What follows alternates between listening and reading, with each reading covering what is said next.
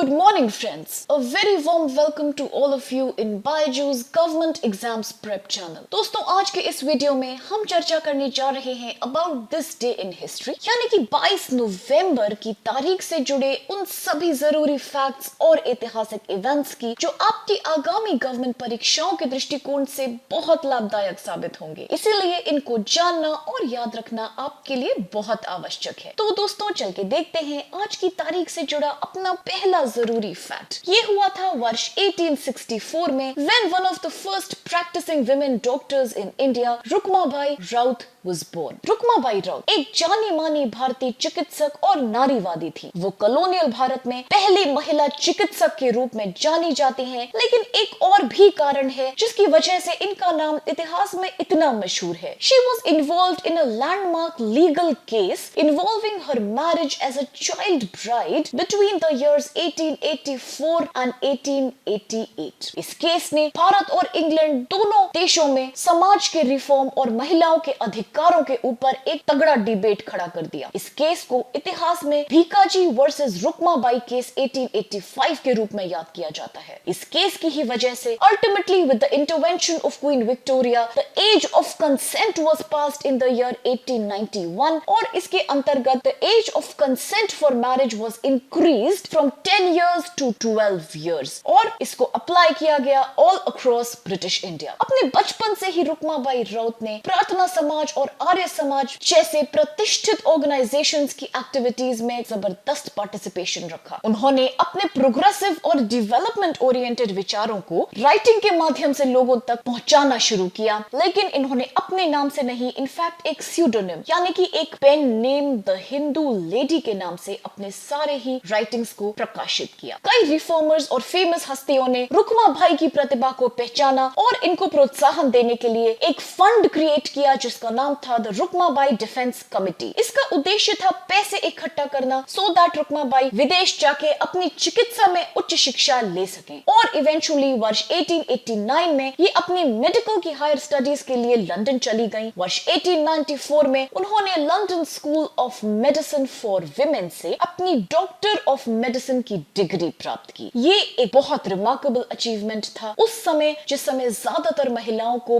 Basic education भी प्राप्त नहीं होती थी। रुकमाबाई राउत ने समाज सुधार के लिए कई यादगार योगदान किए हैं, जैसे कि she had established the red cross society at Rajkot. वर्ष 1929 में अपने डॉक्टर की कुशल करियर की समाप्ति के बाद यानी कि रिटायरमेंट लेने के बाद उन्होंने एक पैम्फलेट भी पब्लिश किया जिसका नाम था पर्दा, the need for its abolition, जिसमें उन्होंने ये बताया कि कैसे लड़कियों को और महिलाओं को, स्पेशली कम उम्र में विधवा हो जाने वाली बच्चियों को पढ़ाई का अवसर जरूर प्रदान करना चाहिए so that they can contribute for the development of their society. इस संदर्भ में आप दोस्तों ये भी याद जरूर रखिएगा कि डॉक्टर कादम्बिनी गांगुली और आनंदी गोपाल जोशी 1886 वर्ष में मेडिकल डिग्री पाने वाली पहली भारतीय महिलाएं थीं, लेकिन केवल डॉक्टर गांगुली ने ही अपनी चिकित्सा पद्धति का अभ्यास किया, जिसकी वजह से रुकमाबाई दूसरी महिला बनी जिन्होंने मेडिकल की डिग्री भी ली और साथ में चिकित्सा पद्धति की प्रैक्टिस भी करी। विद दिस फ्रेंड्स अब चल के देखते हैं कौन सा अगला फैक्ट है आज हमारे पास, जो हुआ था 1892 वर्ष में व्हेन द वेरी फेमस भारतीय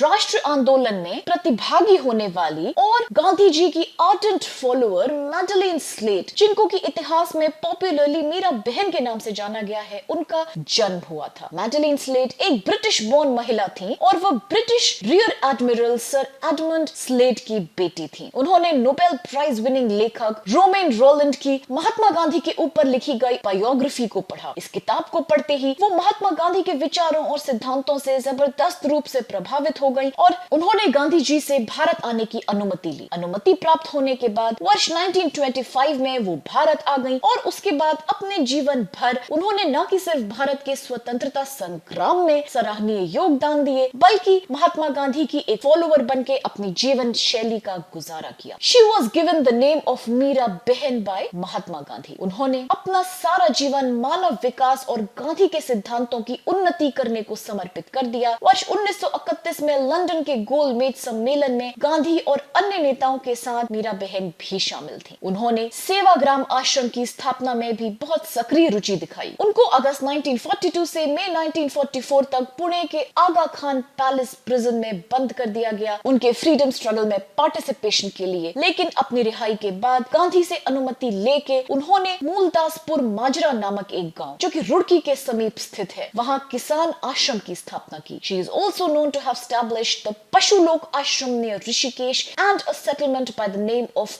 बापूग्राम। उन्होंने अपने कुछ एसेज के कलेक्शन लिखे जिनका नाम था something wrong in the Himalaya. इस एसे में इन्होंने क्लियरली ये मेंशन किया कि किस प्रकार कुमाऊं और गढ़वाल के पहाड़ों में डिफॉरेस्टेशन हो रहा है और वन जीवन खतरे में है। वो अलग बात है कि इनकी उठाई हुई आवाज को फॉरेस्ट डिपार्टमेंट ने उस समय गंभीरता से नहीं लिया। लेकिन अगर बात करी जाए मीरा बहन के द्वारा लिखी गई कुछ नोटेबल किताबों की, तो उनमें से सबसे फेमस है इनकी खुद की ऑटोबायोग्राफी जिसका नाम है द स्पिरिचुअल पिलग्रिमेज। इसके पश्चात और भी किताबें इन्होंने लिखी जैसे कि बापूज लेटर्स टू मीरा और न्यू एंड ओल्ड लीनिंग्स। उन्हें 1981 में भारत के दूसरे सर्वोच्च नागरिक सम्मान से सम्मानित किया गया जिसको कि हम पद्म विभूषण के नाम से जानते हैं। वर्ष 1983 में इंडिया पोस्ट ने इनको सम्मानित किया by issuing a commemorative stamp in her honour. With this दोस्तों चल के देखते हैं अब कौन सा है अगला इंपॉर्टेंट फैक्ट आज हमारे पास, और ये हुआ था वर्ष 1916 में जब जानी मानी भारतीय क्रांतिकारी freedom fighter Shanti Ghosh was born. Shanti Ghosh was born in Calcutta to nationalist Debendranath Ghosh. उनकी परवरिश कोमिला में हुई थी जो कि बांग्लादेश में स्थित है। उन्होंने छात्री संघ की स्थापना की और इसकी सचिव भी बनी। इस संगठन की अध्यक्ष घोष की स्कूल की मित्र थी जिनका नाम था प्रफुल्ल नंदिनी ब्रह्मा। ब्रह्मा ने घोष को बहुत प्रभावित किया। ब्रह्मा से प्रेरित होकर ही घोष क्रांतिकारी पार्टी जुगांतर में शामिल हो गई। शांति घोष ने वॉरफेयर और तलवारों का प्रशिक्षण शुरू कर दिया। वह देशभक्त थी और उनका मानना था कि देश की भलाई इसी में है कि जल्दी से जल्दी अंग्रेज भारत से चले जाएं। कुल 15 वर्ष की उम्र में उन्होंने अपनी महिला मित्र के साथ कुमिला के डिस्ट्रिक्ट मजिस्ट्रेट चार्ल्स स्टीफन्स की हत्या कर दी by shooting him. Charles Stephens बहुत अनपॉपुलर थे, अपना मिसयूज और अब्यूज ऑफ पावर के लिए जाने जाते थे। फरवरी 1932 में शांति घोष को लाइफ टाइम इम्प्रिजनमेंट की सजा सुनाई गई। जेल में बहुत ही कष्टप्रद और परेशानी का जीवन व्यतीत करने के बाद इनको वर्ष 1939 में एमनेस्टी के तहत जेल से रिहाई दे दी गई। After getting released from the prison इन्होंने Indian National Congress party join करी and she also participated in communist movements. She was a member of the West Bengal legislative council from 1952 to 1962 and from 1967 to 1968. She was also a member of the West Bengal Legislative Assembly in 1962 to 1964. इनके द्वारा लिखी गई एक notable किताब का नाम है अरुण बहनी। वर्ष 1989 में शांति घोष का दुखद निधन हो गया, लेकिन आज भी इनकी बहादुरी और इनके योगदान के लिए इनका नाम इतिहास में स्वर्ण अक्षरों में लिखा है। With this अब देखते हैं कौन सा अगला फैक्ट है आज हमारे पास फ्रेंड्स, जो कि हुआ था वर्ष 1967 में when the world famous German tennis player Boris Becker was born। विश्व प्रसिद्ध बोरिस बेकर, जिनका पूरा नाम है बोरिस फ्रांस बेकर, एक जर्मन पूर्व विश्व नंबर 1 पेशेवर टेनिस खिलाड़ी रह चुके हैं। उन्होंने 17 साल की कम उम्र में अपने पहले 6 प्रमुख एकल खिताब जीत लिए थे। His Grand Slam single titles included 3 Wimbledons, 2 Australian Opens and 1 US Open. He also won 3 year-end championships, 13 Masters Series titles and Olympic gold medal in doubles tournament। वर्ष 2003 में उनको इंडक्ट किया गया international tennis hall of fame में। लेकिन ये जानना भी जरूरी है हमारे लिए कि क्या है ये international tennis hall of fame. तो दोस्तों ये है largest tennis museum in the world, जो कि रोड आइलैंड में स्थित है इन द यूनाइटेड स्टेट। इसका मेन उद्देश्य है टेनिस के खेल के लिए खिलाड़ियों और अन्य योगदानकर्ताओं को सम्मानित करना। इसके फाउंडर थे American tennis official James Henry Van Alen too. Becker का गेम बेस्ड था fast and well paced serve पे, जिसके कारण इनको कई निक नेम्स या टाइटल से बुलाया गया, जैसे कि बूम बूम, डर बॉम्बर एंड बेरोन वोन स्लैम। बेकर ने अपनी फेमस ऑटोबायोग्राफी रिलीज करी थी वर्ष 2003 में, जिसका अंग्रेजी नाम था the player. In May 2009 he also announced the launch of an online media platform जिसका नाम है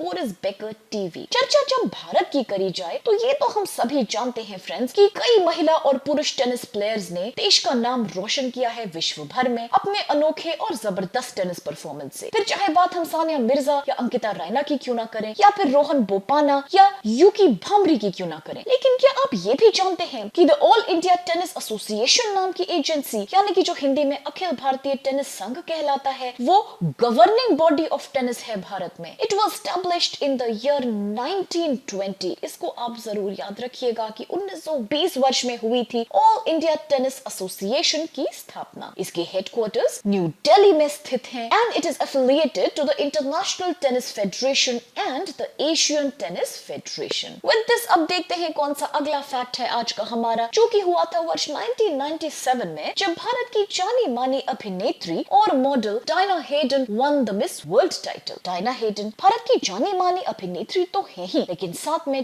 टेलीविजन होस्ट और कई ब्रांड्स के इंडोर्समेंट के लिए भी मशहूर। उनका जन्म हैदराबाद शहर में हुआ था और काफी कम आयु से ही उन्होंने मीडिया और इवेंट मैनेजमेंट के क्षेत्र में काम करना शुरू कर दिया था। उन्होंने फेमिना मिस इंडिया प्रतियोगिता में भाग लिया और दूसरे स्थान पर आई, और उन्होंने सेशल्स में आयोजित मिस वर्ल्ड पेजेंट 47वें संस्करण में भारत का प्रतिनिधित्व किया था, जहां आप जानते ही हैं कि वो मिस वर्ल्ड बनी, और उन्होंने miss world Asia and Oceania title भी जीता। 1966 में रीता फारिया और 1994 में ऐश्वर्या राय के बाद ये तीसरी मिस वर्ल्ड जीतने वाली भारत से विजेता बनी। उन्होंने कई जाने माने कमर्शियल ब्रांड्स को भी इंडोर्स किया है, जैसे कि लोरियल, कोलगेट एंड शोपर्ट in India. She has been associated with various charities including child rights and you, जिसको कि शॉर्ट फॉर्म में क्राई कहते हैं, ग्रीन पीस एंड पीटा, जो कि पशुओं के उद्धार के लिए काम करती है, and she has also worked for the spastics society of India. उन्होंने एक किताब भी रिलीज करी थी खुद के द्वारा लिखी गई, जिसका नाम था a beautiful truth. With this friends, हम आज के सभी फैक्ट्स को यही समाप्त करते हैं, लेकिन अब चल के देखते हैं कौन से हैं आज हमारे पास questions based on these interesting facts. पहला सवाल कहता है, who used to write under the pen name the Hindu lady? Pen name या फिर सूडोनिम द हिंदू लेडी के अंतर्गत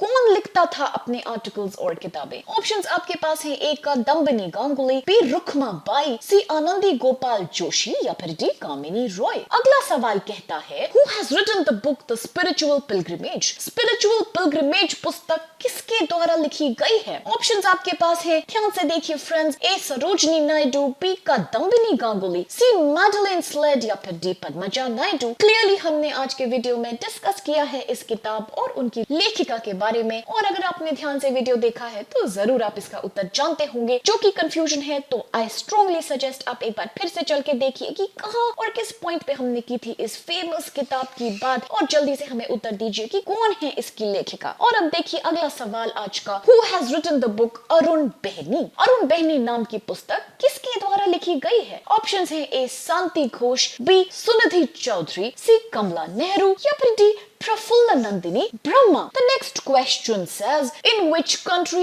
is the International Tennis Hall of Fame situated? कहाँ है famous museum International Tennis Hall of Fame स्थित? Options है, A United Kingdom, B United States, C Germany, या फिर D Argentina. The next question says, who is the third Indian woman? यानी कि कौन है तीसरी भारतीय महिला जिन्होंने जीता था मिस वर्ल्ड टाइटल, यानी कि मिस वर्ल्ड का खिताब? ऑप्शंस हैं, A Lara Dutta, B Diana Hayden, C Sushmita Sen, या फिर D Aishwarya Rai. With all these questions and interesting fact हम आज के सेशन को यही समाप्त करते हैं फ्रेंड्स, इस आशा के साथ कि आपको आज के वीडियो से बहुत मदद मिली होगी और सारे फैक्ट्स बहुत इंटरेस्टिंग लगे होंगे। अगर आपको वीडियो पसंद आए तो प्लीज चैनल को लाइक और सब्सक्राइब करना आप बिल्कुल मत भूलिएगा दोस्तों, क्योंकि तभी पहुंच पाएंगे सारे हमारे नए नए वीडियोस के नोटिफिकेशंस आपके पास जल्दी से जल्दी। With this I sincerely thank all of you for being a part of today's session.